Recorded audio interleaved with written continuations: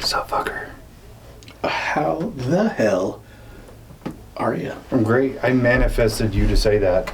I could feel it, and I wasn't going to say it, but it just came out. Yeah, it was just like... it was... we were vibrating on the same frequency. Yeah. Universe contacted my cells and was like, just took over, dude. Yeah. You know? I just willed it into action. I like it. It felt kind of weird, but I just, relaxed and just let it happen. Just receive it. Yeah. Receive it. Positively affirmed your energy. Yes. So yeah, we're going to talk about manifestation. Before we do, I have been prompted to say a phrase on the show. Really? Because somebody asked me to say it. And really? The phrase is, y'all are low-key sleeping on Roblox porn. Is that a thing? It's so my son's BFF or whatever keeps asking me to say it on the show, and I was like, okay. Because the first time he said it, I cried a little bit laughing, because it's just such a silly fucking thing to say. Yeah. But it's hilarious. I was more intrigued. Yeah, like, is there really Roblox porn? Yeah. Got some homework to do, I guess. Indubitably. Roblox porn. Interesting. Anyway. Or Minecraft, I guess. Yeah. Nothing like pixelated body parts. Just like square boobs. Well, I mean, that's all we had back in the day. PlayStation 1. Yeah. Nintendo 64. Just all blocky. I don't know, Lara Croft. Lara Croft with her fucking... her big old pyramid boobs. Yeah. Have you seen that movie, Minecraft? No. Oh. Elsie was trying to get me to rent it on streaming last night. I was like, hard pass. I'm sure it'll be on Disney Plus or something here soon. Yeah. It's kind of funny. Yeah? Yeah. It's got Jack Black in it. Well, it's Jack Black, and it was Jason directed by Jerusha Hess. So he did Napoleon Dynamite and Nacho Libre. Oh, okay. Yeah, so it's kind of in that vein of just like silly, goofy. Yeah.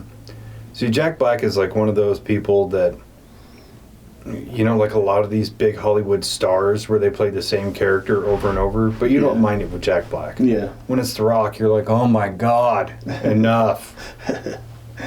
And Jason Momoa is actually, I always think that he's kind of annoying in shows, but he's supposed to be annoying in this movie, so it kind of works. I figured with the haircut, with like the bangs, he's probably supposed to be a tool. Yeah. He's I bet he's a really cool dude to have a beer with. Yeah. But his acting is not great. He's somebody that I would define as he doesn't have great acting skills. He has big presence and charisma. Yeah. That's it. And, maybe that's what it is like, in a lot of his movies I've seen him in, it seems like he's like trying super hard to be this thing or this character or whatever that he's trying to portray. Mm-hmm. Instead of just being it, kind of leading into manifestation. Is like really great actors, you don't have to work too hard to believe that they are that character, right? For sure. And for the most part, it's because they believe that they are. And so it's like method acting where they live the persona that they're trying to portray to a point where they kind of brainwash themselves into believing that's who they are. And in looking into manifestation, that's kind of what it seems like actual manifestation is. It really is. And I was even listening to this one guy, and he used the word brainwash yourself. Yeah. Like in those terms. Mm-hmm. A lot of, when you want something, it's not just about like envisioning it or using your mind's eye to envision that you have it. It's also like take in the sounds and the smells and everything. You have to brainwash yourself to say, I already have whatever it is I'm trying to manifest. Right. Well, I think that's, you know, when people hear people talking about like manifestation, and I did the same thing. It was like, that's horseshit, like, you know, until you actually look into it and kind of realize what it actually is. Then it's like, okay, that's possible. So when you think about manifestation in the beginning, I thought about, you know, it's like, okay, I'm going to think about me having a beach house or $1 million or whatever it is, and then it's just going to magically appear. Mm-hmm. In reality, what it is attuning yourself and focusing on why you want that, and then changing yourself to become that vibration that'll attract that energy or whatever it is that you're focusing on. Yeah, I think that's the woo-woo part, is like somebody coming at the idea of manifestation from like a brand new perspective and saying, well, I want to be a billionaire. Yeah. Didn't work. Well, your hair starts to fall out and you want to like build a rocket to go to space.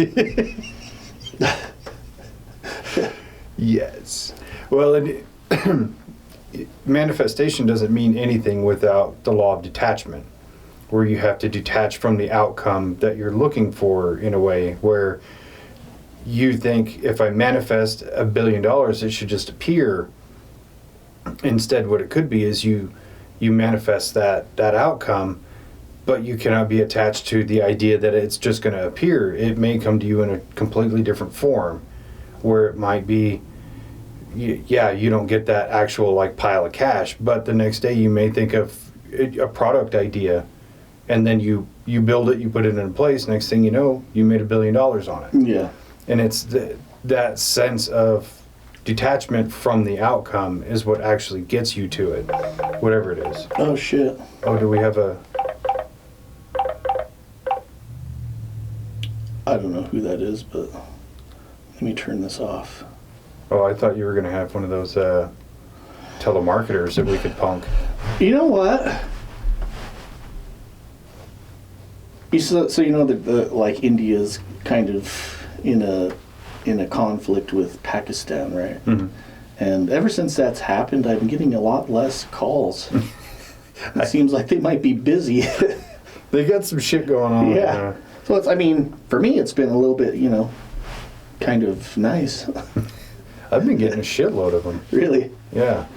Which I don't answer any of them. I'm just like, because it's always at the most inconvenient time. Yeah. Like when I have my earbuds in, I'm listening to music or something, and it's, God, fuck off. Who the fuck is... Oh, you again. Fucking telemarketers. But yeah, I do really like the idea that you have to detach from that outcome, because you'll get so focused on whatever narrative it is you're trying to drive, of like, you know, let's say it's, I want to meet my specific person, and now you're just so hyper focused on that you're just like predicating what you think it should be. Yeah. But that may not be what it actually is, you know. Yeah. For me, the understanding is like, if that's what your goal is, you have to break that down. So like you want to manifest finding the perfect person, perfect mate or whatever. You have to kind of break it down and look at, you know, what does that mean to you? Yeah. You know, what does this person specifically have? What traits do they have? Big tits. Okay, big tits. and then kind of reflect that on yourself and say, what is it that I'm doing right now that's not getting me to that thing that I'm trying to get? And then starting within yourself, to change the things inside of you that's going to attract the thing that you're looking for. Yeah, it's putting yourself in alignment Right. with what it is you're manifesting. Right. Which seems so like simple on paper. Yeah. Because you think about, going back to, I want $1 billion. Do I have the mindset to have $1 billion? I do not. I promise. I would blow it all in one day. I would figure out a way. So it seems super easy. I mean, $1 billion might be a stretch, but $1 million, I could, for sure. Yeah. Oh yeah. You could easily dump $1 million in a single day. Yeah. But yeah, it's putting yourself in alignment with your manifestation and vibrating at the correct frequency of you being you who already has it I think is extremely important. It's just difficult because we get caught up in the idea of, I'm never going to have $1 billion. It's never going to happen, and that's when you're vibrating at that lower frequency. But when you can vibrate at the higher frequency of, I already have $1 billion, dude. Yeah. It's cool. Once it becomes a normalized thing within your mind, and somebody I was listening to said it like in the most perfect way of, you go out to buy a car and you pick the right car and you love it and you're excited and it's awesome and you can't wait to get it and drive it home. But after a few months, it's just normal that you have this car. Yeah. So if you can baseline it to where that's a normal thought process for you, you're already kind of vibrating in that correct space. Yeah. I think we listened to the same one. Was there 85 million fucking ads in there? Yeah. Yeah. God. And it was like a 22-minute like with only actual 8 minutes of actual like podcast. Yeah, I believe that too, and it's really like aligning yourself, and then instead of having, looking at that main goal, and once you think about it in your mind and be like, I'm never going to get there. You've already manifested that it's not going to happen. Yeah. So, I mean, you've got this main goal, say that you've got 10 years, say you created a dream board and you have like a mansion on there or whatever, and 10 years, I'm going to work towards getting this mansion. This is what I want. This is what I want. Nothing's going to happen if you just sit there at your desk staring at it, wishing for it. You have to break it down into, year by year, month by month, week by week. What am I doing today to get there? Mm-hmm. And as long as you're doing one of those things a day, it starts out as hard things, and you have to visualize yourself doing the hard things and visualize yourself completing these tasks and visualize yourself taking every single step and then doing those things, following through, and you're creating brick by brick a pathway to whatever it is that you're working towards. And by doing that, it's a lot more attainable, and as you can see your progress, day by day, you can see that it's okay, this isn't impossible. And you're just brainwashing yourself into realizing that you can do anything you set out to do. It's just going to take work. And that's what a lot of people have this preconceived notion about manifestation, that you just think about it and wish it, and then the universe is going to answer. It's just going to provide. In all reality, like, the universe doesn't fucking care what you're doing. You put work towards something, and eventually you most likely are going to get there as long as you keep on pushing for it. So yeah, I think there's a certain amount of the universe playing into that. I've had the hardest time my whole life just accepting that everything happens for a reason. I still can't fully grasp it. But what I do think is that if you are putting yourself in alignment with things, if you are vibrating at the correct frequency and you are putting into work, all of these things come together to actually get you what you want. And that's just the universe finally aligning.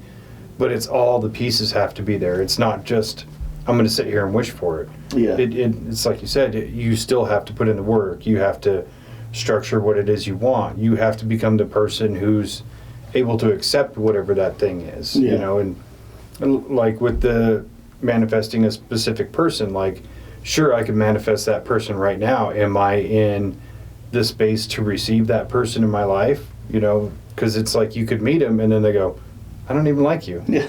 You're kind of a tool or whatever. Versus if you've done the work to become a better person, now you have space to receive that. So I think in terms of the universe playing a factor, it does play a factor, but it's not like God's up there going, you know what? He's wishing really hard. Give him $1 billion, you know. Wish is granted. You know, rub that lamp. Ah, yeah. No, it doesn't work like that. But I think there is just all those factors into it, because there is the work, there is the spirituality aspect of it, and then there is kind of just the unknown, the ether. Because you can manifest something right now and work toward it, and then in a year or however long you may go, I don't actually want that anymore. Right. So it's, the universe has a weird way of working things out. Life is stranger than fiction. Yeah. Yeah, I heard another guy that was talking about it, the importance of, like, finding out what it is that you want and then breaking down why that is. Mm-hmm. So, like, say you're trying to manifest a Ferrari. And so, like, man, I want to get this Ferrari. Finally, you get the Ferrari. You work towards it, get the Ferrari, and then find out that nobody cares that you got this Ferrari. And then you realize that, okay, the reason why I wanted this Ferrari is because I thought maybe people might view me differently. Mm-hmm. And so it's like, really, okay, I didn't really want the Ferrari. I just want people to see me as something other than what they see me as now. Whereas, you know, I didn't have to get the Ferrari. I just had to change some things about myself that are fucking, maybe I'm a fucking asshole that wants a Ferrari. I don't know. I think I'd rock a Ferrari. Yeah. And some really, like, short shorts, Hawaiian shirt. I think, yeah. Go just straight mustache, no beard. Yeah. I think I could do it. Was it a Ferrari? Magnum DI. Magnum DB. Yeah. It was a Ferrari, right? Red Ferrari? I was saying Magnum Dave-inci. Yeah. So. Oh, I like that. I like that better. But yeah, he drove a Ferrari, wasn't it? Okay. Yeah. I was like, for just a split second, I was like, was it a Porsche? No, I always have to worry about Mandela effect. Yeah, he had them fucking long, hairy legs, dude. Fuck yeah, he did. That was the man's man, too. Yeah, some OP shorts. Yeah. Corduroy fucking shorts. What are they called? Hoochie Daddy shorts? Hoochie Daddy, yeah. I was always curious, though, like, how did he keep his dick and balls in those? He had a fucking banana hammock from space, dude. Well, to be fair, he's probably wearing those tighty whities back in those days. Probably just tucked it back. He probably used it as a belt. It is Tom Selleck we're talking about. Yeah. Just like, we're going to wrap this around a couple times. Anyway, enough about Tom Selleck's dick. I don't know if you can talk about it enough. But yeah, I mean, maybe we need to manifest Tom Selleck's dick. Focus on that. Oh, I can just picture that clip that keeps going around the internet right now of him, like, looking at the camera and smiling, which is like like all 80s style. Oh, I keep seeing it all the time. Most of the time the caption is like, fuck, what was it? It was like, when you're feeling really unhinged, so you look at the invisible camera and smile. Or when you really want to slap the shit out of your coworker, or, you know, all kinds of those. Next time I see one, I'll send it to you. Okay. Yeah, I was thinking about it the other day, where you kind of have like a niche kind of thing in TikTok about manifesting, and then there's no real figureheads within talking about manifesting, or, you know, on like YouTube and stuff like that. But the more I thought about it, the more I'm like, it's kind of the opposite of alpha male culture. Where alpha male culture is just like very strict goals, nothing else. You need to be rich, you need to be ripped, you need to grind and hustle 80 hours a day, you know. I slept 25 minutes today. I got up and I've had 9 workouts since, you know. But manifestation is kind of the opposite, where it is a more long-term process where it is something that requires effort on different levels than just, oh, I went to the gym and I made money. You know what I mean? Yeah. It was kind of a weird thought that I was playing with, but I also got sucked into that alpha male portal again, where watching YouTube videos of people just shit talking all these terrible, terrible people. Yeah, I've been, I don't know, I keep seeing like the manosphere people kind of popping up in my feeds now, and it's like, these guys are still a thing? I thought we fucking destroyed these people. Did you not see episode 40? Or whatever it was. But yeah, there was one lady that was talking about it from kind of a neuroscience space, talking about Olympic athletes, how they manifest themselves to be great athletes or whatever. And it's the visualization, practicing, but like, along with like visualizing the things that you want, you have to visualize yourself doing the work and the upset or the hardships that you're going to face. So she was talking about it like, imagine somebody is getting ready to run a marathon, and so they're visualizing just the finish line. And it's like, no, you have to visualize not only the finish line, but like tying your shoes before the race, getting up at 5 o'clock in the morning to go do a workout, you know, every single day, running in the rain when it's 10 degrees outside, or in the snow when it's, you know, super cold and you don't want to do that. But having the mental fortitude of visualizing yourself just pushing through it, so when that actually happens, when it's like, okay, I got to go work out, you look outside and it's raining and it's super comfortable and super easy, be like, yeah, I'm not going to do that today because it's cold outside and that seems pretty fucking shitty.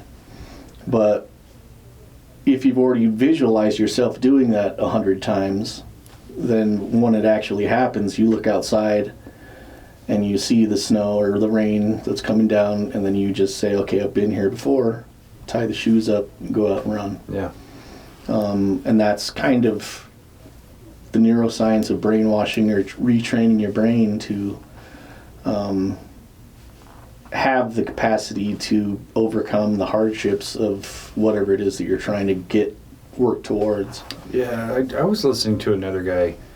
He's also a neuroscientist, and he was talking about how those neural pathways line up, where if you've gone through some kind of trauma or betrayal, every time you bring up that memory, you're essentially reliving it. Your nervous system can't tell the difference between it being a memory and it being, or it actively happening. And it's so much so that your brain will start to dump dopamine and things like that. Like, it's almost as though when you have a memory of something terrible, every time you memorize it, you're reliving it. And the same pathway works with manifestation, where if you think about those trials and those hardships and things like that, your mind and your body can't tell the difference between you imagining it and it being totally real. Yeah. So, like you said, when it comes time, you've done it before. So it's not as difficult as it would be if you didn't imagine the hardship in the trial. Yeah, it's kind of crazy how much your mind does, like, control your body. Yeah. There was a study that was done, and it was like people who were going to the gym, and they were trying to get like a certain amount of gain, like they were like working out, and so they had a control group that was like working out, and then another control group that was just thinking about going to work out. And people that were going to work out, like, they worked out every day for like 2 months, and then the people that weren't would just go and meditate and think about working out for like the same amount of time as the people that are going to the gym, and they had the exact same results, which is fucking crazy. So just thinking about doing the things that are hard is already putting yourself through that. Well, shit, cancel that gym membership. Just sit there and imagine working out. I have 6-pack abs. So it's really weird, really bizarre, but I don't know. I think that for me anyways, it's like, I'll think about I want to do something, and then I start thinking about all the things that it's going to take to get there, and it's like, fuck, I don't have time for that. So it's already self-defeating, And I think that's how most people are kind of programmed. I think that we're kind of programmed to take the path of least resistance, and you're almost naturally trained to avoid, your brain is trained to avoid like things that you're afraid of, right? So like, you think about like cave people, or that didn't take unnecessary risks because you don't want to get eaten by a saber-toothed tiger or whatever it is that skip to now, where it's like, okay, I don't want to go for that promotion at my job because I don't want to get laughed at. People might think I'm stupid. Okay, you've already defeated yourself by thinking that other people are going to think that. Which, who fucking cares? Yeah, it is funny how we predicate so much on what other people think, to the point where a lot of people just won't pursue things that they really want because they're so afraid of public opinion and embarrassment and things like that. And to me, it's kind of silly, but I've embarrassed myself so much over my lifetime that I just don't give a shit anymore. Yeah. It literally doesn't bother me. Yeah. So, yeah, worrying about other people's perception, especially within, the tunnel of manifestation, is just, you're never going to get it if you're worried about what other people think. Yeah. And it doesn't matter. I mean, how many people wanted to become like an actor, which is kind of a silly job when you think about it. But they really wanted it. They went for it. They got turned down. They fell on their face. They had bad performances. They did all of that.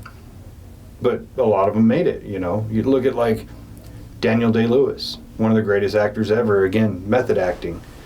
Probably everything he did, people were like, what the fuck is he doing? But turns in an awesome performance every time. And the accolades he gets for it makes it worth it. Yeah. So, yeah.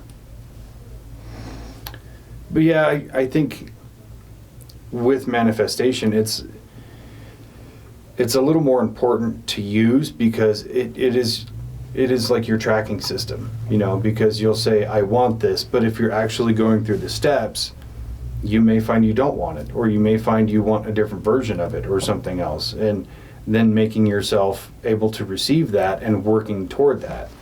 And that's why I get away from the idea that it's like woo-woo kind of thing. Because is it really woo-woo that you set a goal and you work toward it? Doesn't make sense. Yeah. Yeah, I don't think that it's woo-woo in that respect. I think that where people get lost is just like we said at the top of the episode, just like believing that it's all just wishing and waiting for it to appear. Yeah, I'm still waiting for that $1 billion right there. Wonder how big that would be, like a pile of money. If it was $1 billion. It'd probably be the size of the house. Probably. In $1 bills? Oh, I think even in $100 bills. Oh, in $100 bills? Yeah, it'd probably be the size of the house. Yeah. That's why I always laugh in movies when they have like, when there's like a ransom thing. We want $20 million in a briefcase dropped here. Like, you can't carry $20 million in a fucking briefcase. I'll write you a check and throw it in there. Yeah. But yeah, I think that a lot of people are just afraid of, and maybe it's because you don't know the steps to take, but it's like if you sat down and tried to figure out what it is and then you just start making those steps, yeah, you're going to fail on a lot of those steps, but like all it takes is the one boost to get to the point where you can see, okay, now I can see the next step. Yeah. And then you work towards that next step, and then once you get there... Well, it's like you said, we're already kind of just built in to be so self-defeating. You know, I feel like a couple of years ago I could have told somebody, yeah, I want to start a podcast, and they'd be like, well, it's never going to take off. It's never going to do anything. You know, you're not going to get famous or rich or anything. So, like, what difference does that make? Yeah. You know, I want to do it because I want to do it. But people just already have that kind of negative mindset of kind of just accepting that so many of us are just like the worker bees of the world, and you can't break out of that. And yeah, you can. Yeah. You know, just because I'm not making a bunch of money on it doesn't mean I'm not going to do it. Doesn't make sense. Yeah. But yeah, it is just, especially kind of the old school mentality that we're kind of getting away from, where it's just about you got to go to work and pay your bills and that's it. And like I've said many times, I can't accept that that's all my life is for. Yeah. So if I got to manifest something, I will do it.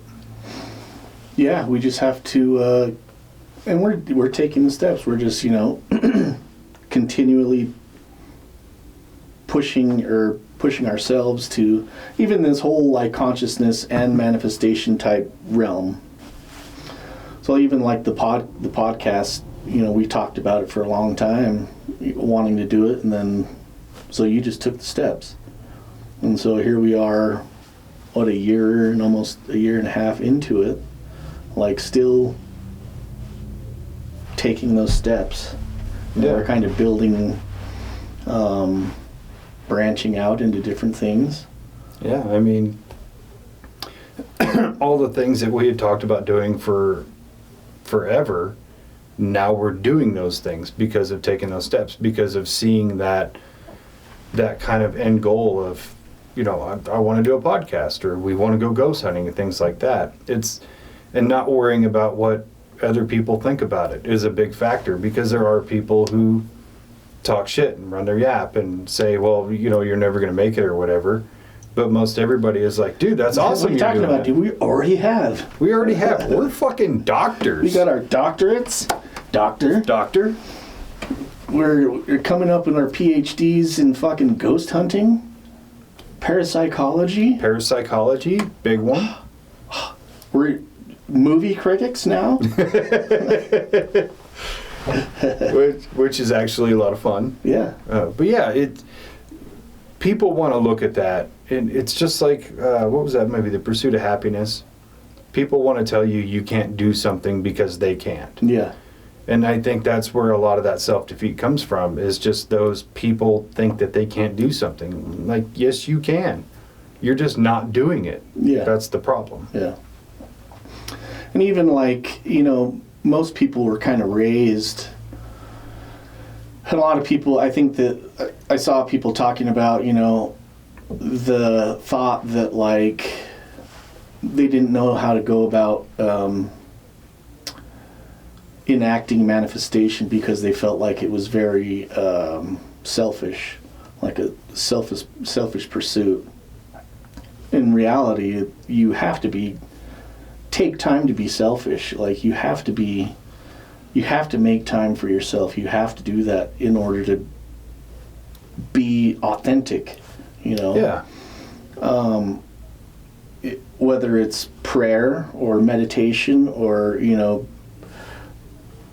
more goal-oriented stuff. I think those things are all the same, kind of a positive, pouring or filling yourself with positive energy towards something that you are wanting or working towards. It's all the same. Like, you see people that talk about manifestation as not a real thing, but then go and pray about their salvation, and it's like, you're doing the same thing. Yeah. You're trying to manifest yourself into heaven by praying. You're giving the positive information, affirmations to yourself to continue on this track that you're on. Whether you're doing that to be successful or doing that to be more spiritual, it just depends on your focus. That's such a weird concept to think that manifesting something for yourself is selfish. I can't wrap my mind around it, because the way I perceive it is when I came into this world, I was alone. When I leave this world, it will be alone. Yeah. So I'm with me 100% of the time. Why shouldn't I work for something that I want? Yeah. Such a weird thing. But affirmations, I think, are like the biggest step with manifestation, because just giving yourself a positive affirmation about something mentally, you know, like we were talking about with the neuroscience, like it will give you kind of not just a dopamine rush, but it'll give you more of a sensibility that things are positive, that you are reaching or attaining whatever it is you're wanting. You know, like I give myself a positive affirmation before I go to bed, and I say, tomorrow something wonderful will happen to me. And then when I get up, I say, today something wonderful will happen to me, or something wonderful will come my way. And then at the end of the day, it's kind of a fun little game I play where I go back and I think about what was that wonderful thing. You know, sometimes it's as simple as like somebody you haven't heard from in a while text you and said, hey, or you got a good parking space, or you found something you wanted and it was on sale. Like it's not like, oh, something wonderful is going to happen to me today. I am going to bang a supermodel or whatever. It's just like, what small little thing was wonderful in your day. Yeah. But as long as I feel like if I don't put that affirmation out there, like tomorrow something will be cool, or today something wonderful is coming my way, it's probably not going to happen. Yeah. But it's also a way for me to maintain a little bit of accountability, to look back at my day and go, hey, this one thing was the wonderful thing that I thought was going to happen. No, I mean, it also keeps you in I would imagine it keeps you in a more positive mindset where you're looking for that, like, and you're seeing good in all the things that are happening, even though, you know, you're looking for that good thing. So it's like positive affirmation.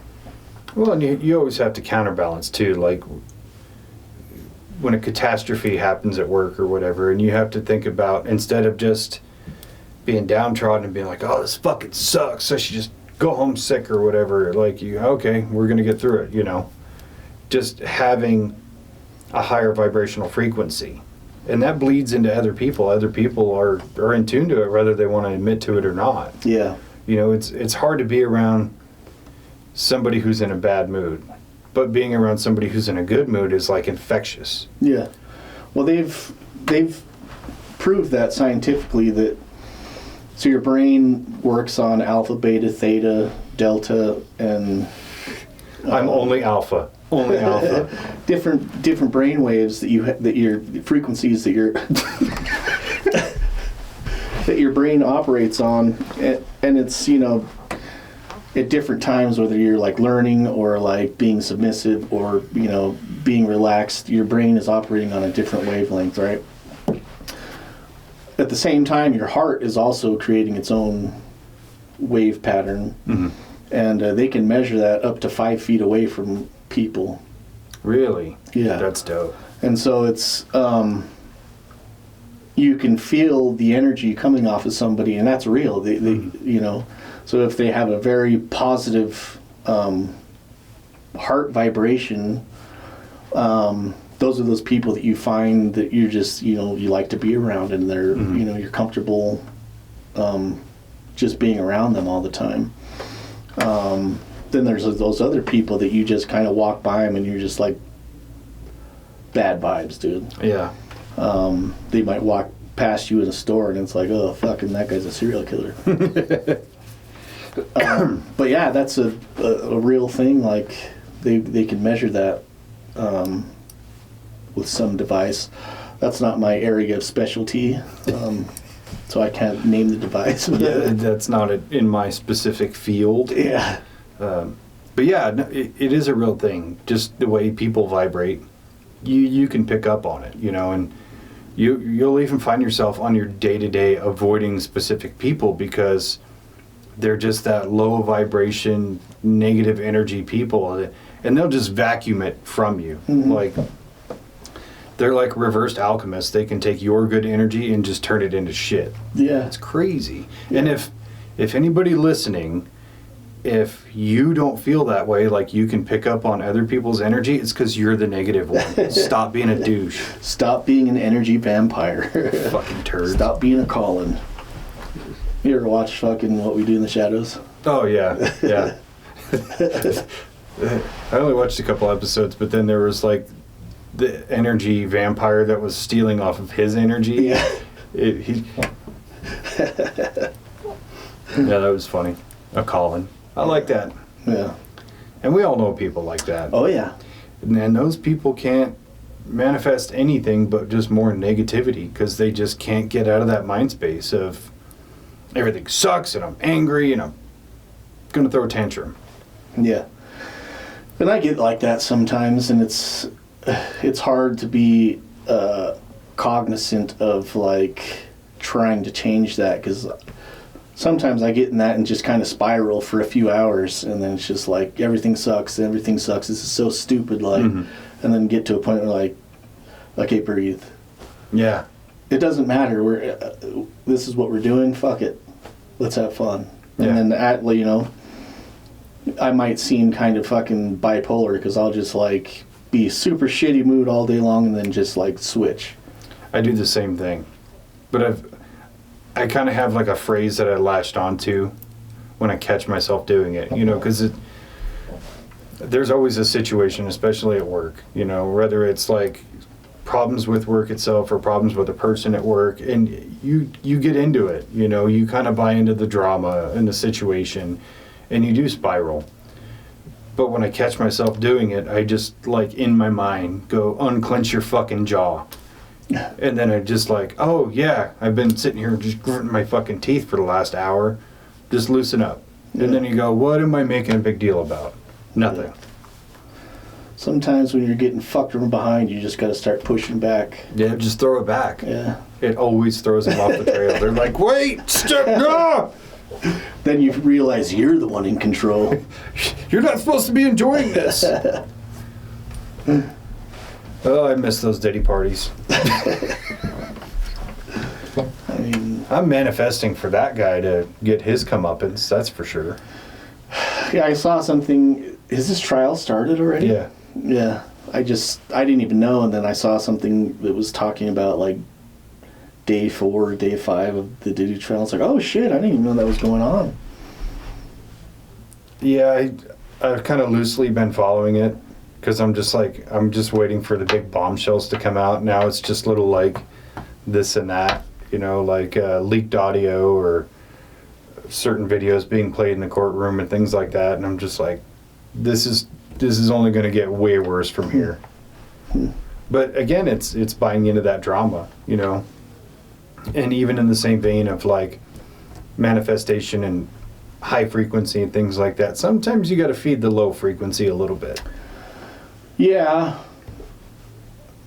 It definitely, like, not knowing if you're on one wavelength all the time, you like we talked about with the car, like, you're wanting this car, and then you finally get it and you're, like, psyched about it, and then a few months go by and then it's just normal.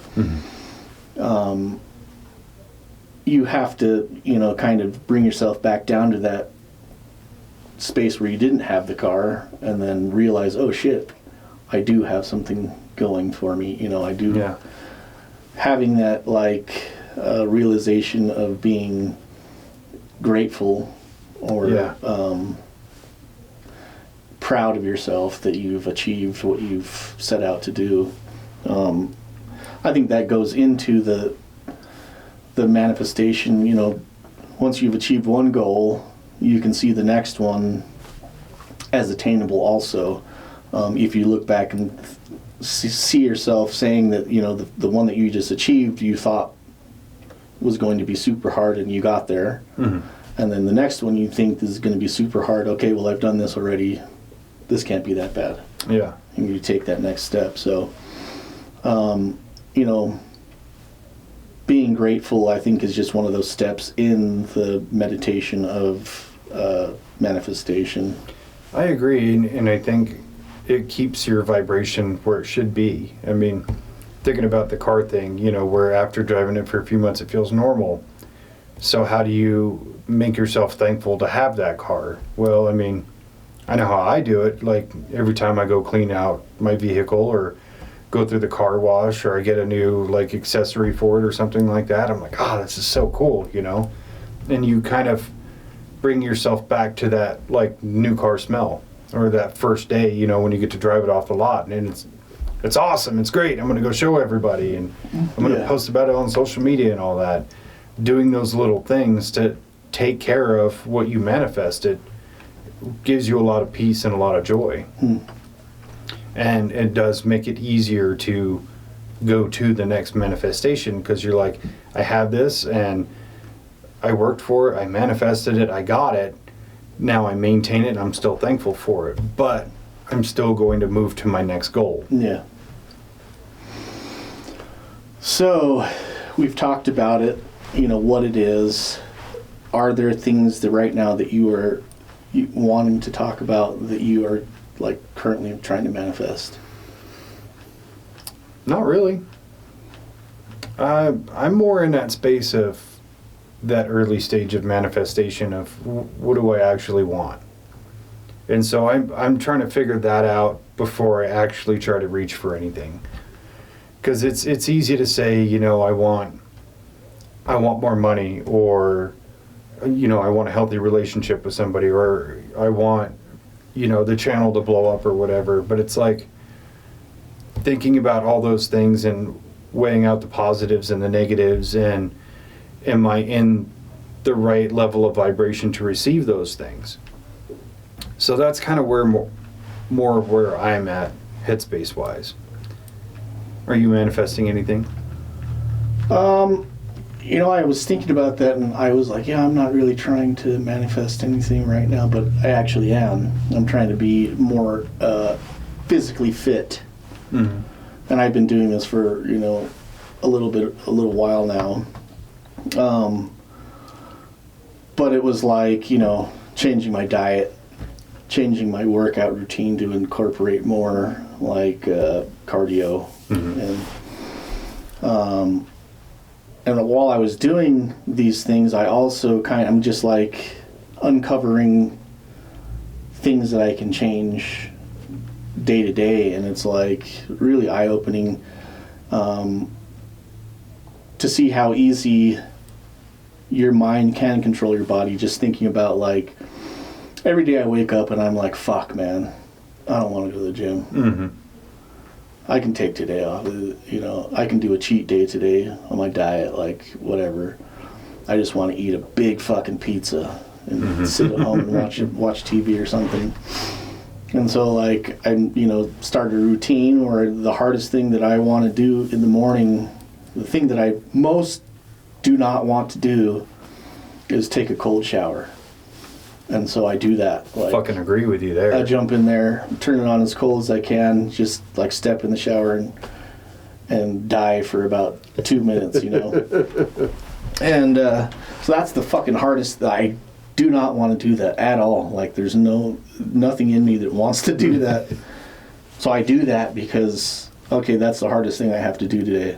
What's the next hardest thing I have to do? Okay, go to the gym. Like, yeah, go to the gym, do my workout, and then do like mobility training, kind of stretching and trying to get to a place where I feel like my body is more responsive, and it seems like that's helping quite a bit. And while I'm doing that, so I'll like work out and then stretch for like 20 minutes, which I wasn't doing at all before.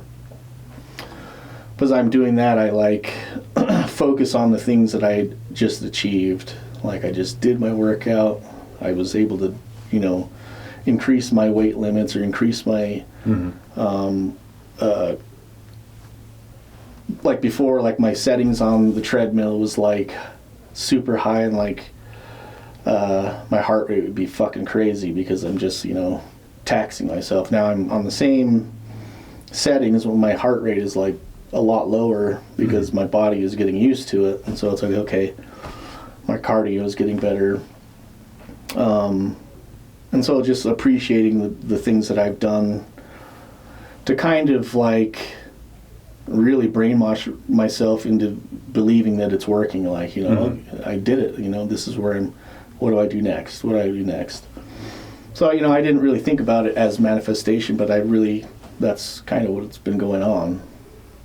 Yeah, and I have something kind of similar where, when I edit videos, whether it's like a podcast video or the movie reviews or even like the ghost videos and stuff like that, where sometimes it's a slog to get through, because that's like the work part of it, whereas like this is the fun part, this is the enjoyable part, and the other enjoyable part is like when people listen to it and want to talk to you about it and things like that.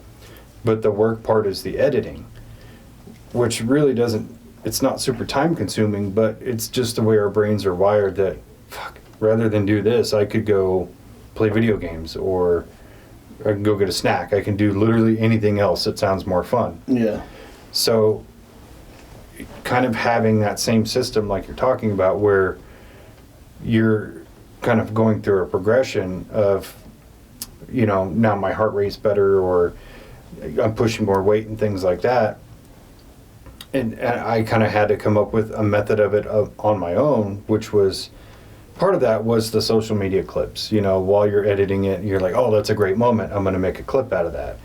But then the other part of it is just looking towards when I finish it, when I finally get to hit save and export and create a finished video, because it gives me a little sense of like pride, like, oh, I accomplished it, I did it, So once I finish one, especially once I've gone through the whole process where I've edited it and I've created a video and I've uploaded it and it's scheduled to release on another day, and then once all that's done, I can move that video into my external hard drive for storage, like I feel really complete about it. Like, yeah, I had to sit here and, stroke two keys for an hour and a half, but look what I did, And I really think that when you accomplish those goals, like same with yours or that or anything else, it gives you that sense of pride, and you are manifesting that. It's not just I worked and I earned it. It's I don't even have to do that. You don't have to go to the gym. Yeah. You're manifesting it because of a goal. It's not like I clock in and get paid to do it, or you clock in and get paid to do it. You're manifesting a specific goal. Yeah. And it's wild, because you're like, okay, here's the woo-woo thought that I had, right? Oh, I want to hear it. So it's like, you think that manifesting, you're just going to think about it and then like wish for it and then something happens, right? In reality, it's kind of what happens, because there is only right now that is actually happening, right? Mm-hmm. So eventually when you get to that right now, it's going to be right now, right? Yeah. So if you time travel to that right now, then yeah, you manifest it to happen exactly when it's supposed to. Yeah, and that's the part where, again, I still have trouble believing, but the older I get and the more experience I have at life and the more I understand things like manifestation or consciousness or, fucking astral projection, all that stuff, it kind of leads me down the path to believe that things do happen for a reason. And yes, when you manifest it, it is going to be at the right moment. Yeah. Or when you meet the right person, it's going to be at the right moment, And not to say everything always works out the way it should be, but everything seems to unfold the way it should. Yeah. Yeah, even though it might not be the outcome that you're hoping for, it's what's supposed to happen, I think. Yeah, and that goes back to the law of detachment, of not tethering yourself to a specific outcome. Yeah. Which kind of seems like indirect conflict with manifesting something. Because you think, if you're trying to manifest $1 billion, but in the end you only get $1 million, like that's not the same thing. But as long as you're detached from the idea of like, I specifically wanted $1 billion, but instead I ended up with $1 million, which is more than I have now, but again, being thankful for it. Yeah. Hey, I'm still thankful I have $1 million. Yeah. Want to see me blow it in one day? And just make a YouTube channel out of it, and then you can get another $1 million, it seems like. Mr. Beast style. Mr. Beast style, I like it. Although, if you gave me like $1 million right off the bat, none of it's going to be like a cool, extravagant thing. It's going to be like pay off my parents' house and pay off debt and things like that. It's not going to be like a big shopping spree. Yeah. I might buy some new shoes. Yeah. But and probably a new shoe rack. Yeah. That's fair. Pay off my house, my mom's house, and then I think that's about $1 million right now. I think I'd pay off your house too. Hell yeah. Yeah. Hell yeah. I would. That's what doctors do for each other. I appreciate that, doctor. It saves me some time and money to pursue another doctorate. And it would allow me to guilt trip you to hang out whenever I wanted. Yeah. Well, at that point, yeah, I'd be like, cool, man, yeah. It's like my liege. It's like 3 o'clock in the morning. Hey, Spence, you want to hang out? Yep. Fuck. Yes. See, I could manifest that to happen. I could picture it in my mind's eye. For the most part, if you called me at 3 o'clock in the morning and I was up and you asked if I wanted to hang out, I'd probably be like, okay. Same. Yeah. So. Correct vibrational frequency. Yeah. But yeah. Have you ever manifested anything and it came true? I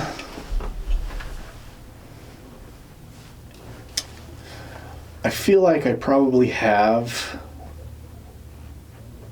without knowing it, without and just like one of those things where you're thinking about something and then it happens and you're like, I fucking knew it.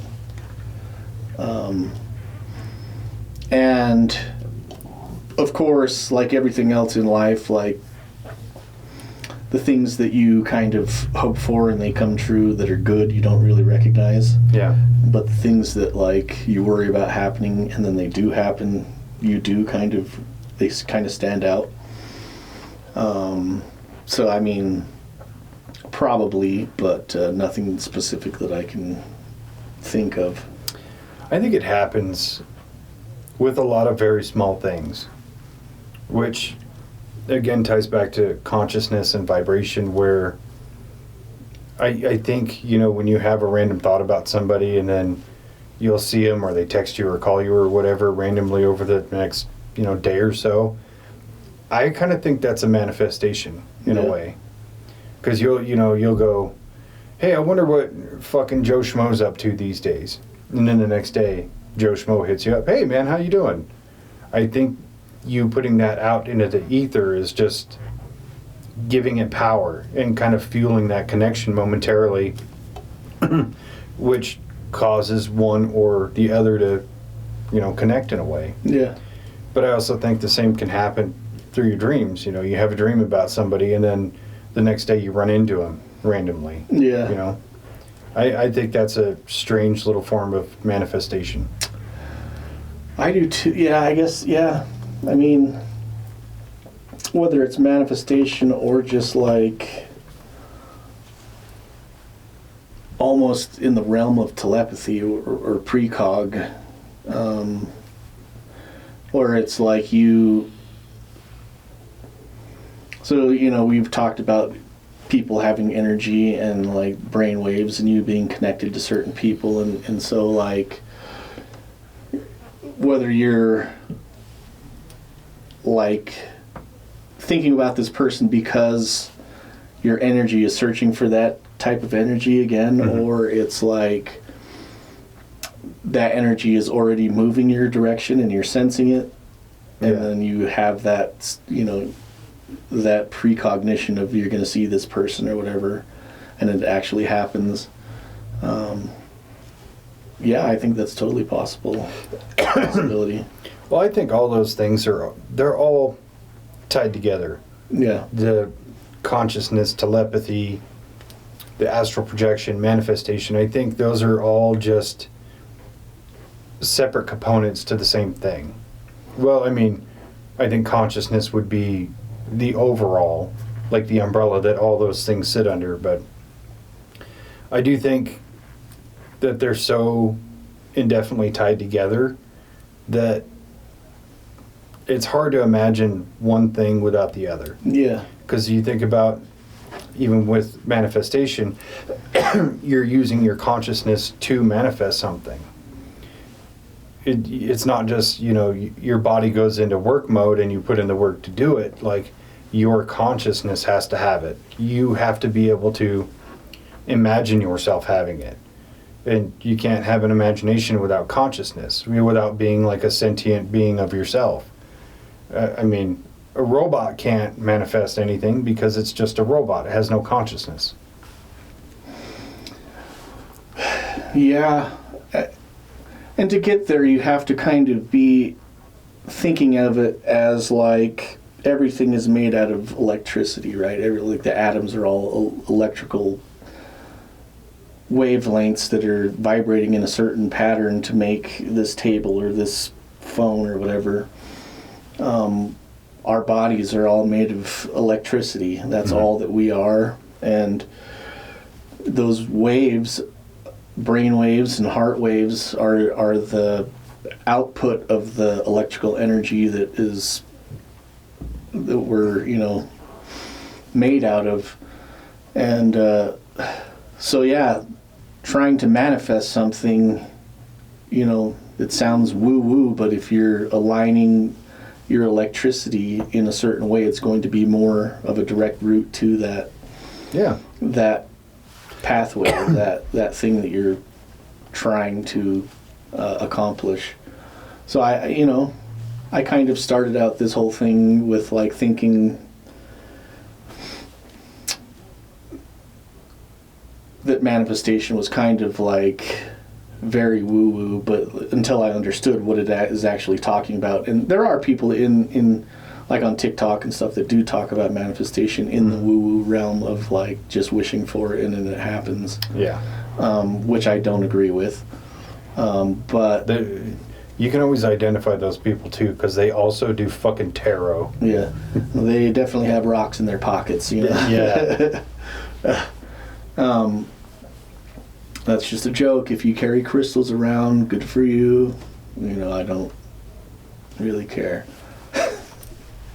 Doesn't bother me. I only care about what's in my fucking pockets. Yeah, rocks and crystals are cool to look at. Yeah, I think they carry, frequencies also, but I'm not going to carry around a bunch of rocks in my pockets. No, there's a lot to be said about the whole crystal realm and all that, but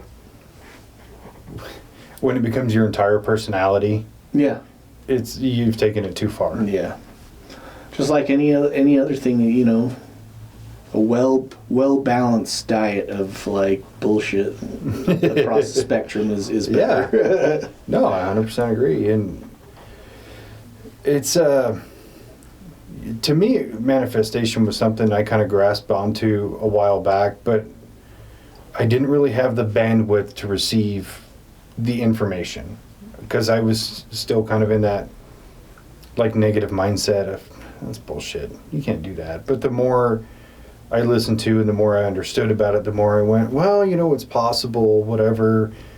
And now I've gotten to a place where it's like, especially with all the things we've discussed and looked into and read about, like I was saying, with all these things tied together under this one umbrella, it's kind of like, who is to say it's not real? Yeah. Who am I in this tiny little speckle of life? What power do I have to say it can't happen? Yeah. None. That's what I think is really kind of fascinating about, like, if we were to do this like a year ago, it'd probably be a totally different conversation. Oh, we'd be talking hardcore shit. Yeah.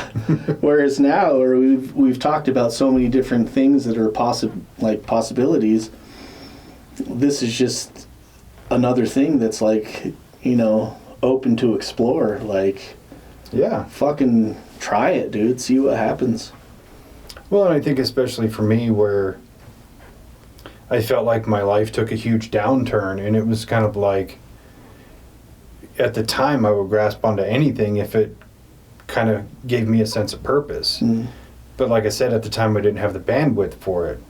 So maybe I kind of manifested the bandwidth to be able to receive that in a way. I like that. I also really like, in the realm of manifestation, the idea of when you're manifesting something, you have to envision yourself already having it, and you have to be the person who already has it in order to receive it. Yeah. And I think that's such a cool thing because, again, with $1 billion, I don't have the right mindset to have that right now. But if I was going to manifest it and I had this billionaire mentality of like, oh, I'm going to make smart investments, I'm going to do this, and I'm going to take care of these people, and blah, blah, blah. Maybe I do have the mentality, so I'll take that $1 billion. But I think that just having the mindset of I already have it is, I think, so wonderful, because you can trick yourself with that, or you can use it as like a guiding light. Like the millions of times I've tried to quit smoking was like, you would go tell people, oh yeah, I quit smoking. It kind of like you need that internal praise from other people. But you just set yourself up for failure because you're envisioning that you already did it, but you didn't. Yeah. You're just envisioning the end result of people telling you, great job. You didn't actually think about like the hard times when you're really fiending for a smoke. You didn't, go through like envisioning yourself finally washing your clothes and going, God, these stink because they smell like cigarette smoke, or the money you save or anything like that. You're not going through the steps of manifesting it. You're just thinking about the end result. Yeah. So it's within that same vein is, what steps do you think of to envision yourself as a billionaire? Yeah, I think that you have to the trick is you have to not just think about the $1 billion, but think about what it is you're going to do to get that $1 billion, or what a person would do. And that was a lady that was talking about it. If you can't see yourself doing that, envision somebody else that you would respect doing that. Ooh, I like that. And so like you envision what that person would do to, get to this place that you would like to go. So you envision somebody that you think highly of or respect, and you think is capable of doing these things. You envision them doing it, and then slowly you start envisioning yourself working with that person, taking those steps, helping that person, and then you finally get to a point where you fire that person and you're the one in charge. That's a very interesting concept. Yeah. So it's like, you're not just thinking about $1 billion, but you're like, okay, what am I going to... So I want to be a billionaire that does a podcast. So the podcast is the thing. So what would a billionaire that has a podcast do? Okay, I need to book these people. How do I book these people? And you just go take those steps to get to that point or whatever it is that you're trying to do. Even envisioning somebody else doing it for you makes you realize that the possibility is real of taking those steps, and then you are no longer scared to do it. Interesting. It's kind of a weird conundrum of, like you were saying, envisioning somebody else becoming a billionaire, then you're working with him, and then you fire them. I think that's how most billionaires become billionaires. Yeah. You don't get super wealthy by being a nice person. No. That's like most people that are very, very successful are kind of viewed as selfish people. And it's like, well, they kind of had to be. Yeah. To get, they're very motivated. Then again, it's like, does that person have what they actually wanted? Yeah. In the end, and you see a lot of these people that are like super wealthy or super famous that are miserable because they thought what they wanted was to be rich and famous, and now they hate their lives because they're slaves to this like machine that they have to keep feeding. And there's a sex tape of them with Diddy floating around somewhere. Yeah, I mean yeah, and that's kind of going back to like when you asked me if I was manifesting anything, and I said I'm still kind of in this space where I would rather take the time and think about the pitfalls and the end result of, do I actually want it? Because you think back on everything you've ever wanted. How much of it that you got were you happy with? it's probably not a lot when you think about it. You know, I mean, think about the tattoos you wanted to get when you were in your teens and in your 20s.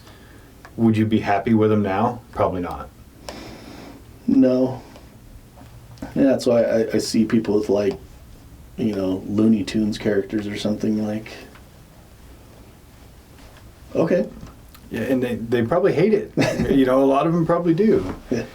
It really is me thinking through the process of what I really want. And it doesn't matter what realm it's in, if it's financial or a relationship or what I want to do with this channel or whatever. Like, I want to, when it comes to manifesting something, I want to make sure the end result I'm actually going to be happy with and still be able to have the gratitude towards, like, still appreciate it. Yeah. Yeah, I was watching, I don't know if this is that same one, but the guy was talking about, like, almost as a counterpoint to what you're saying, is that he was saying the method is ready, fire, aim. So it's like you come up with the idea, go for it, and then move your aim, because you're not going to be able to perceive all the pitfalls. Yeah. But, like, you're ready, you know something is going to happen, so you just go for it, and then something happens that you weren't expecting it, and then now you have to aim. So it's like, if you're kind of taking all the time to aim, then you're not going to actually fire. No, I do agree with that to a large degree, because that's kind of how I've done my whole life. I've always just winged it. Yeah. Like, no prep, just go. And then just ride the wave however it goes. But I feel like within the grander scheme of my life, I still have plenty of time left on this earth. Maybe I should slow down for a change and actually try to plan something out, Yeah. you know. Plus, I think, you know, if I was just to put it through the lens of, like, this channel, where I could take a long time to think about it and a long time to, like, prep and manifest what I want, I can also avoid things that I don't want. You know, here's an example of, like, let's say, you know, we start getting crazy views and it's monetized and we're doing really well, and then somebody offers to come up and give us a contract for it. Well, I don't want to do that. Yes, it's more money, but now I have to operate under their rules instead of mine. You know, pitfalls like that, Yeah. where if I take the time to really think about how I want the future to be, I can be prepared for that, versus right now if somebody was like, hey, sign this contract for 10 years and you can make, you know, $1 million each or whatever, I'd probably sign it in a heartbeat. But ask me again in a year and I might tell you to go fuck yourself. Yeah. Yeah. Because I couldn't imagine having to do this show and not say fuck, you know, or Yeah. them being like, we want you to talk about sports. Yeah. Well, I think that's kind of what happened on, like, with the BuzzFeed guys, where they were working for BuzzFeed, and then, like, they became super popular, but they were still just getting paid, like, the same shit that they had because their contract said that. Yeah. And so they wanted to do their own shit, but they had to leave everything that they had just worked 10 years for, or whatever, how long they worked there, behind, and then start a whole new thing. Which admittedly was not nearly as good. No, I mean, they've got quite a few things actually going now, where they have, like, I think they have like 5 or 6 different shows that they're doing. They do. I was YouTube channels. watching a video about it, and there was like some controversy where they kind of shit on their fans from the BuzzFeed days, and a lot of their stuff just didn't have the same quality to it, you know. And admittedly, I've only watched a little bit of it, but it didn't have that same magic that the BuzzFeed thing did. But see, even that is kind of a pitfall in and of itself, where, you know, if you go the contract route, maybe the quality of your stuff changes because now you have to work under different criteria. Or if you go from a contracted thing to a non-contracted thing, where you don't have, you know, like the support system of a network or whatever it is, that your quality changes and it may not be as good. Yeah. And that's where I I think kind of long term of like, I would rather keep this under our umbrella, you know. Same with all of it, you know. Sure, you can monetize and get paid for it, but I don't ever want anybody telling us what we can or cannot talk about or what we can or cannot do. Yeah. Freedom of speech, baby. Yeah, if I want to say that Mark Zuckerberg is a robot and he takes adrenochrome, I should be able to say that. Yeah, without getting taken down. But I guess this is sidetracked, but I have been thinking a lot about like the First Amendment and freedom of speech, and I firmly believe in that. You should be able to say whatever you want, however you want to say it. Whatever tone, inflection you want to use, it doesn't matter. But there are consequences of what you say. Yeah. So if you're like that one dude on the plane who's yelling the N-word, if people are recording it, like there's a consequence for that. Yeah. You know what I mean? Same with on here. I mean, I don't think anything that we've said should have any consequences because we've never really said anything like hurtful or rude or terrible in that respect of joking about fucking Zuckerberg being a robot who takes adrenochrome is clearly a joke. Yeah. Ish. Kind of. More or less. Really, I mean, personally, I think that, like, if you say something that offends me, it has more to do with me than it does you. Absolutely. Like, I definitely have issues with what you said because I have issues regardless, you know? Yeah. So whatever you say offends me because of my beliefs, and it's like, that's my fault, not yours. Yeah, I totally agree with that. Now, if somebody says something to me and I have issues and I punch them in the face, cause and effect, like... Consequences. Same thing, if I say something that offends somebody that they punch me in the face, that's what I get. But if it offends them, I wasn't trying to offend that person, I was just talking shit.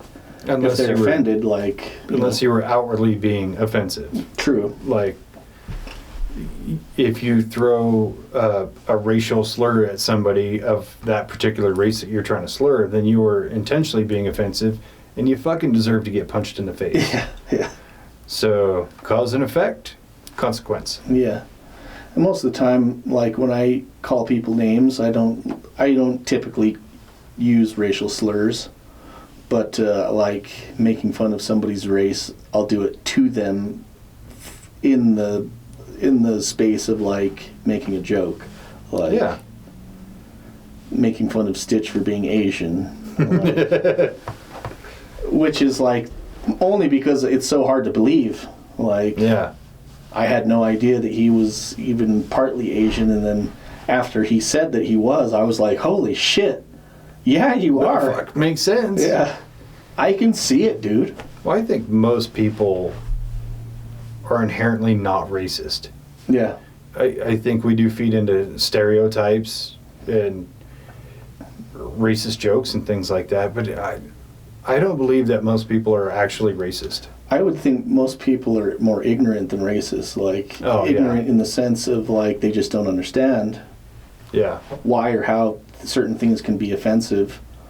And so they don't think that they're offensive, you know, but, like, that's not their fault. They don't know. Yeah, I mean, it just takes one, like, wake-up call moment for them to go, oh, shit, I've been an asshole this whole time. Yeah. So, whereas, like, I know I'm an asshole. Well, I have such a good time with people of different races who just embrace jokes and things like that, where it's like, you're taking the piss right out of the situation. Yeah. You know, I think that's so much better for us as people to just be like, yeah, you're a different race than me. Who gives a shit? You want to hear a joke? You know, or like Ty, for example. Every time I hear a black joke, I go tell Ty. Obviously, Ty's black. He loves them. He thinks it's fucking hilarious. And oftentimes when I see him, he's like, hey, you got a black joke for me? Oh, man, not today. Because we don't care. I don't care that he's black. He doesn't care that I'm white. Yeah. We just like to share jokes and laugh. Yeah. I mean, stereotypes are funny. They can be. Speaking of which, I was actually thinking about this the other day, and now that we're on the subject, I'm going to ask you, what is like the racial slur for polys?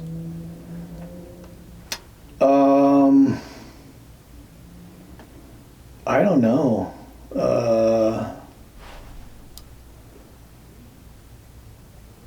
Like, Tongans and Samoans call each other, like, I mean, there's like a horse or a rock. And that's why it's kind of funny that the rock chose the rock, because it's kind of like a Samoan slur almost, saying that Samoans will wipe their ass with rocks and Tongans like to eat horse. And it's like, but I never thought that was kind of, like, I never took any offense to either one of those. Like, That's kind of funny, though. those are the only ones that I know of. See, and I was like racking my brain.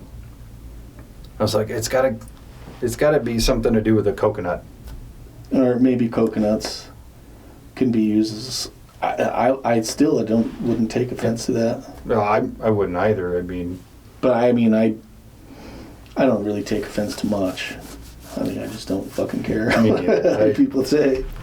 I find myself getting wound up about stupid little things here and there, and then I go, what am I even getting fucking upset about? Who cares? Yeah, I've been called more racial slurs of races that I'm not. Than been called like fucking Middle Eastern racial slurs and South American racial slurs. Maybe a few Mexican ones sprinkled in there. Yeah. All of those things, and I'm like, okay. I think we need to come up with better racial slurs for white folks. Because you get like cracker and honky and redneck. There's no creativity there. No. I don't even understand cracker.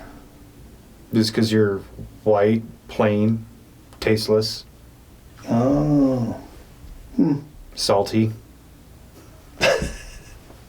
Some crackers are real good though, like Ritz. Ritz are dope. Dude, I'm still a fan of saltines. Yeah, Who do you turn to when you're sick? Fucking saltines, Saltines. baby. The backbone. Who's gonna put a little substance in your soup? Yeah. Saltines. Goes great with chili. Yeah.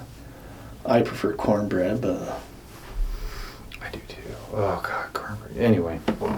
Manifestation. I'm going to manifest the fuck out of some cornbread later. hell yeah. By that, I mean I'm going to go get a box out of the pantry and make some fucking cornbread. See, you made the manifestation, you set the plan, and now all you gotta do is take the steps. Yeah, I mean, Manifestation. I'm envisioning the hardships of it, the stirring, the preheating of the oven, the What happens dishes if you after. run out of spoons? Use a fork. I'm just gonna get a dirty spoon and wash it off. Good. Yep. See? No That's it. obstacles didn't come your way now.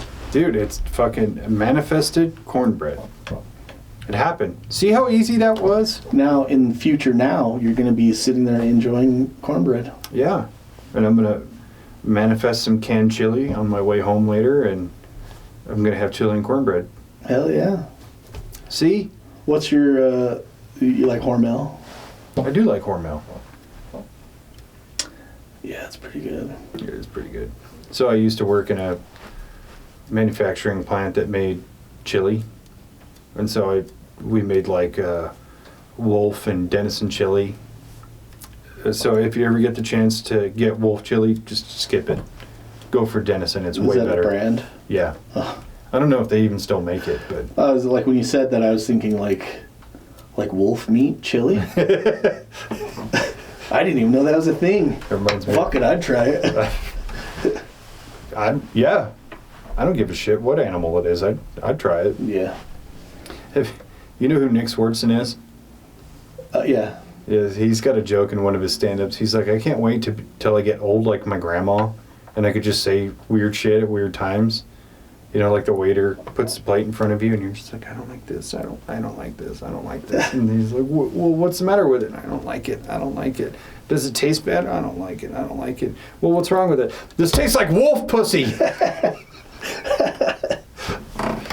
I can't think. I mean, you can start doing that now, really. You don't have to wait till you're old. I'm gonna manifest that shit. Next time we're out to lunch, fucking.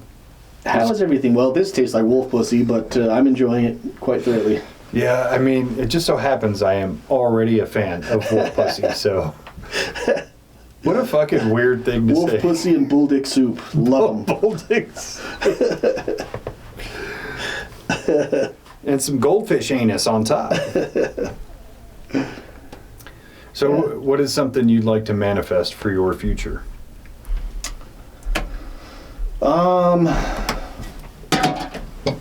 I don't know.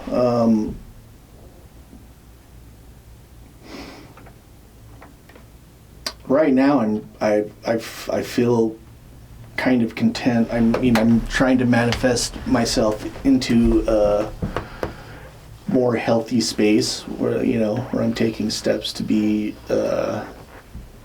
take care of myself. But I feel like that's going pretty well, and so like long term. I got to figure out how to retire. I think that's something that a lot of people kind of need to focus on or would like to focus on. Yeah. I think that's a thing that a lot of people kind of don't worry about till you get there. And then you go, fuck. Yeah. I'm so sorry. Oh, shit. Shite. Yeah, I mean, that's definitely a good thing to long-term goal about, you know. Yeah. I think I'm trying to manifest in the near future more of that last sip, just like put that bubble right up under there. Trying to manifest more of the creation stuff we do, like podcasts and ghost hunting and the shooting video and things like that. I want more of that in my future, and it's kind of creating a pathway to make more of that content. And because just as well as I do, it's so much fun. Yeah. Just to go out there and do those things, and you're hanging out with your buddies and shit like that. So it's like the experience of that is worth the effort that goes into editing. And let me also say that the editing thing is not like this serious fucking chore. It's not like clocking in for a 12-hour shift. It's just you're at home and you're doing it, and there's just other shit you'd rather do. That's just what it means. I'm not trying to be a big fucking crybaby about it, but yeah, manifesting those things or creating content that is more enjoyable for other people to watch, and I think that's a big part of it, is putting something out that somebody's going to get enjoyment from. Even if it's fucking 10 people watch the video and they go, oh, that was pretty funny. Yeah. Worth it. Yeah. I think we should. I still have this thought about, like, especially the ghost hunting stuff, about, like, so you watch, like, Nuke's Top 5 and stuff like that, and they have videos, ghost hunting videos of, like, people doing ghost, maybe not even ghost hunting videos, just, like, videos that are submitted where the people don't even notice that they caught something weird on camera. And, like, somebody that was watching the video online caught something, So even just, like, doing an edited version where you're, like, getting all the bits and pieces of us doing this stuff and then putting out all of the raw footage of just, like, everything that happened, so that people that are interested in doing that can kind of look through there and see if there's anything there. So that's like watch ghost videos, I'm always just watching in the background to see if anything's actually happening. Yeah. Most of the time anyways.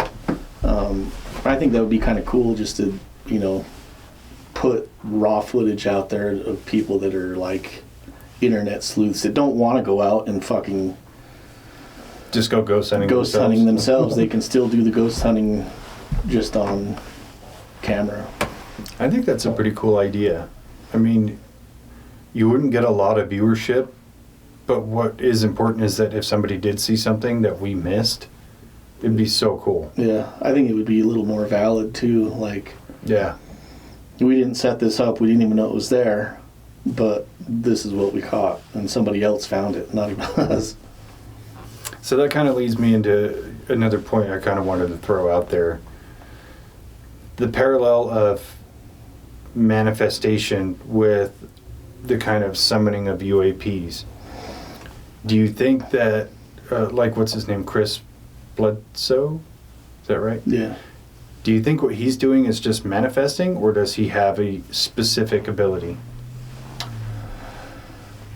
I think that he has a specific ability to find the frequency that is within all of us, the capability within all of us to kind of attract those things. Mm-hmm. But just like all of those, like the Tom McGonigal talked about, it's more of an ability that's kind of lays dormant and within everybody that has Mm-hmm. the ability to do this.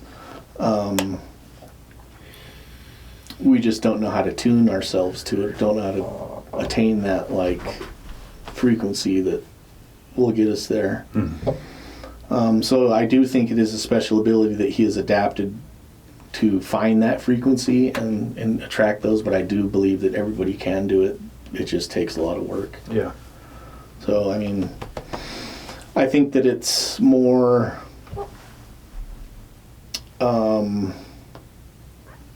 attracting something that's already there as opposed to manifesting something that wasn't there before. If that makes sense? Yeah. It does, and I have been kind of, in a way, manifesting some of those abilities as well. You know, everything we've talked about with astral projection and remote viewing and telepathy and things like that. Like I've kind of played with that stuff lately, and that in and of itself is manifesting, just trying it out. Yeah. But at the same time, I'm still kind of in that like early planning, understanding phase of manifesting, where I do think about the pitfalls of, what if I astral project and I can't come back? Or what if I remote view something I'm not supposed to see? Or what if I don't click back in correctly? Things like that. So it's like, it seems really cool to be able to have those abilities, but there's definitely downsides. Yeah. So it's almost manifesting a soft version of it, where I can just kind of play with it a little bit. Yeah. Yeah, and how do you like talking about like visualizing and kind of going through the scenario, playing through the scenario of what might happen to get your mind ready for something like that if and when it does happen? Yeah. Like, how do you like prepare yourself to see a fucking entity? Exactly. And that's definitely like the pitfall, or the kind of barrier you want to stay within of, I have to accept that if I am able to do this crazy thing that I never thought I could do, let's say I have the ability, can I deal with the negatives of it? Yeah. And if Am I can't, I going maybe to I be shouldn't do okay it. with shitting in my pants? Or if it's more of like a remote view where there's like a physicality to it, am I okay shitting somebody else's pants? Definitely okay with that. Yeah. Or, if you astral project and you could just like sleeve into somebody else's body who's also astral projecting, wake up just long enough to shit their pants, get the fuck out of Dodge. Imagine getting back to your vessel and be like, fuck, who did that? God, what? I shit my pants? Did you shit my pants? And then there's, you go to clean it up and you're like, I have not had corn in weeks. This is not possible. But yeah, I thought this was something we should talk about. Yeah. But I think within the realm of all those things, the consciousness, the manifestation, the astral projection, all that, I feel like we've covered a lot, but we're only kind of scratching the surface. Yeah. And I feel like I think I've realized that, we all are practicing manifestation. We just don't define it that way. Yeah. Which, you have to realize what manifestation actually is before you can understand how to utilize it. And I think that was the first step that we just took. I think so. And I mean, even some of the like inadvertent manifestation, like I was talking about with, you think about somebody and then they contact you, or think about a movie you haven't seen in forever and then suddenly it's on a streaming service or whatever. I think that is a subconscious, inadvertent manifestation, which again plays into the factor of shit happens for a reason. It's not just chance or luck. Yeah. But yeah, just being able to understand the process of manifestation and how it actually works versus, you know, kind of dispelling just this whole wish it and it happens. That plays a big factor. Yeah. Intention, what is it? Action goes to where intention flows. Yes. I mean, that's the saying. I might have that backwards. If it's not, it's changed now. Yeah. It's on I record. mean, why would I say it wrong? I'm a fucking doctor. Fucking doctor. Doctor? Doctor. So yeah, I'm glad we talked about that one. Me too. We got so much more shit we got to cover with all this woo-woo brain stuff. Yeah, I mean, just stay in a positive mind frame, push towards your goals, and manifest the fucking shit out of whatever you're trying to get. Manifest the fuck out of it. Yeah. You know what's funny is right as you were saying that, I was like thinking, say manifest the fuck out of it. I manifested you to do that. Again, I felt a little tingle in my fucking little... Right in the undercarriage? Just right in my little tingle in my taint, and I was like, manifest that shit. I dig it. All right, I'm going to manifest the end of this episode. Okay, love you. Bye-bye. Bye.